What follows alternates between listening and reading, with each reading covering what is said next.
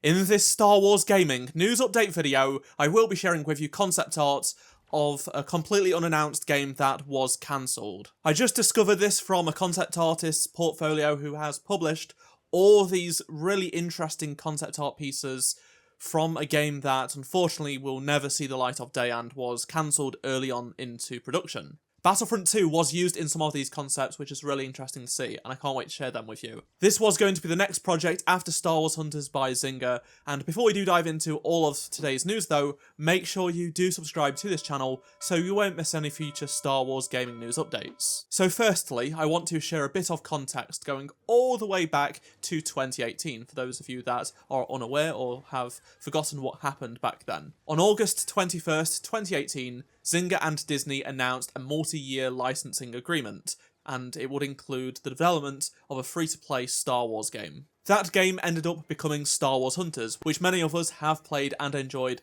over the past few years. Unfortunately, it will be shutting down later this year in October. In the same press release, it did state that there would be an option to make a second game as part of this agreement. Fast forward to today, and an artist has actually shared concept art of what would have been that second game or potential multiple games coming from Zynga, and some of the concepts are quite interesting.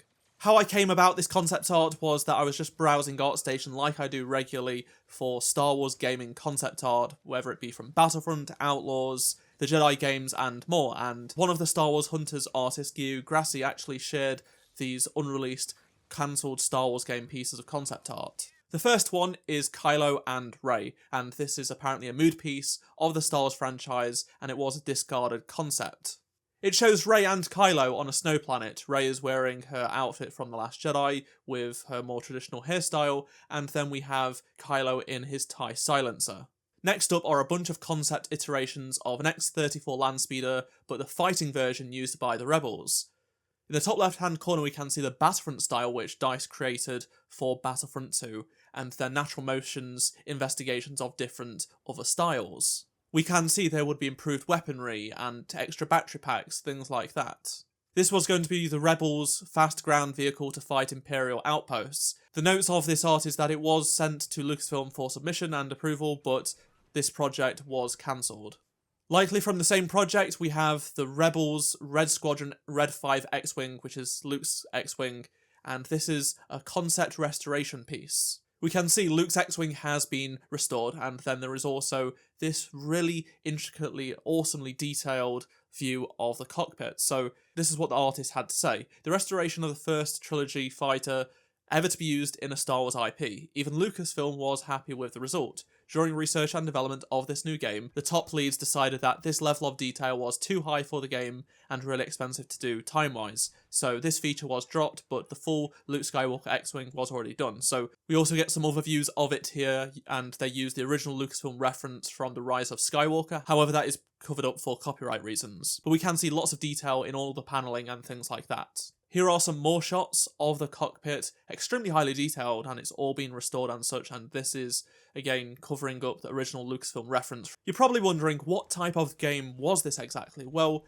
it appears it was going to be some sort of both space and ground combat battle, where you would send in squadrons of starfighters to take down capital ships, and then on the ground you would send vehicles in to take out buildings and such. How do I know that? Well, we actually have a full-on storyboard of picking a map to play on, through to playing the game and completing the game mode, which is very, very cool. So this is a game battle storyboard, and the description is, this investigation was for an average space battle to help the development team understand the whole amount of work behind a battle stage, and that would include UI, video sequences, camera angles, and so on. And this is not canonical in the Star Wars universe. Let's go frame by frame of this storyboard, and the first one shows a map selector, game mode selector of some sort, and we can actually see they used Star Wars Battlefront screenshots, both from the first game and the second game, in these images. A Battle of Geonosis space battle is an example they used here, and you can see that you'd be able to use your finger to move the planet around and select individual targets of where to attack. Tapping one brings up a fact file of some sort, and you'd have the option to send them into battle or select a loadout, and the enemy here is Admiral Akbar. We then get some transitional video sequences showing fleets fly through hyperspace, with Admiral Akbar's Home One capital ship right here above the planet, and then you'd have a fleet to basically send to battle. You'd have to pick which ones you'd want, how many X-Wings, A-Wings, Y-Wings, B-Wings, and so on. So here we have the actual gameplay concept art, and we can see that above the planet we have a Star Destroyer in the background with TIE fighters and Rebellion starfighters fighting it out. Admiral Akbar can be found in the bottom right hand corner with health bars, and so does the Star Destroyer, and we can see there would be close-ups of taking out various parts of the Star Destroyer, such as the turrets, and there are icons for the decision making you'd make, so you tap them and they would do things in game. Then we can see stuff happening from the ground, so if the ion cannon as found on Hoth would shoot up and disable the Imperial Star Destroyer, this would then allow the Home One to absolutely take out the Star Destroyer. We can also see an icon of Wedge as well. Then that's how you get victory, by taking out the capital ship. So that's the space combat, but what about ground combat? Well, we have concept art of an Imperial base. So it states that this base in the game is supposed to be one of the facility that the AT-ATs would use to be loaded and support their attack on the Echo base assault on Hoth. The storyline was never fully developed and the project was dropped. We can see different iterations of a forward operating base on Hoth for the Empire and various other iterations of buildings too.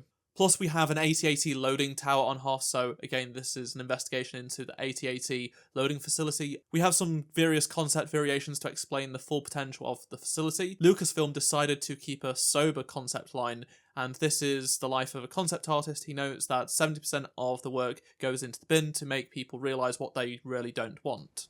Given how early in development these pieces of concept art are from, it's possible that these are maybe different types of games and they weren't just one singular game, but I get the feeling that it does feel like it might have been just from one main game, but with a lot of different explorative ideas for what actually this game would end up wanting to be.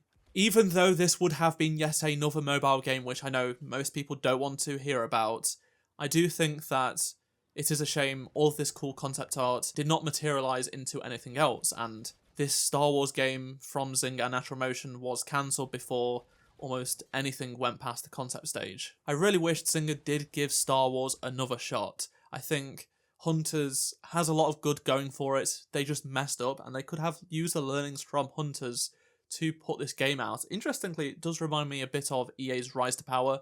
That's a game not many people remember or even know about. That was going to be like a real-time strategy game on mobile, and you'd control units on the ground and then mostly do space battles and such.